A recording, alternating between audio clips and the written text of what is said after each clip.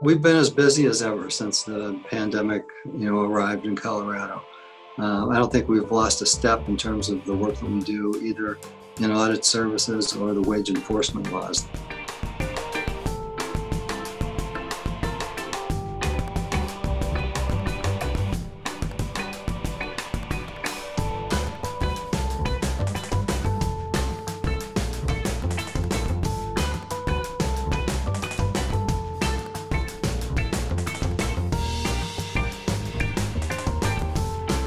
When the pandemic began, we all began working from home. What I did was consistent with what the mayor did and what the governor did. It's basically, shut down the workplace, and we began working remotely with the many tools that we have, such as the one that we're using right now. We're fortunate to have those kinds of tools available to us today, because if it was 10 years ago, I don't know what we would be doing. The safety, the health, the security of everyone in the office is most important. Since back in March, when the pandemic arrived, we've produced over a dozen audit reports. Some of those include things like reviewing Open Records Act policies and how the city is complying with those policies. We looked at the Minority Woman Business-Owned Enterprise Program, and we looked at management of city real estate. So we're continuing to do the important work that we do.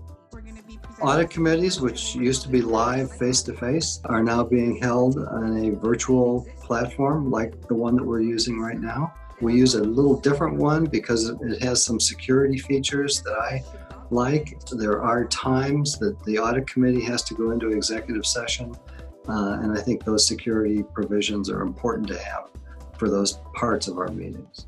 Audit committee is doing well. We received an award from the Association of Local Government Auditors for an audit that we did of the Denver preschool program. That audit was recognized as one of the best in the nation. So I'm very proud of the award, and I'm most proud of the people that perform the work that enable us to receive those kinds of awards. We are revising our revenue loss projections to $226 million below our original forecast. Sales tax, lodger's tax are particularly been hit hard because of the impact that the pandemic has had on our economy. We've certainly cut back on things that we can cut back on. We've submitted some budget reductions for 2020, and we will be submitting some budget reductions for 2021. My staff, myself, will be furloughed for 8 days of unpaid vacation. So I think we're part of the solution for the budgetary aspect of this problem that we're all facing. I think the audit work is important because given the pressure that's on the budgets, there is the ability for some internal controls to be relaxed a little bit. And I think it's important that the audits continue to make sure that we're not relaxing controls unnecessarily. On the wage enforcement side, Denver Labor is continuing minimum wage and prevailing wage enforcement very much the same way that we have since before the pandemic reached Colorado. We are conscientiously making sure that contractors are paid in a timely manner. We are reaching out to individuals who have not been paid the prevailing wage and making sure that we can get a check in their hand that makes them paid whole, consistent with the law in Denver.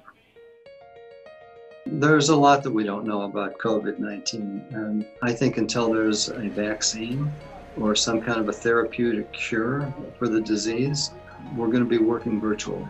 I would rather see us working in the office together. There are people that I've worked with for the last 5 years that I don't get to see anymore, except virtually. And I look forward to the day that we're all back together. We'll get through this. Well, that's it for this episode of Ask the Auditor. And if you have a question you would like to ask the auditor, you can submit it to auditor@denvergov.org, and maybe your question will be the next question answered on the next episode of Ask the Auditor.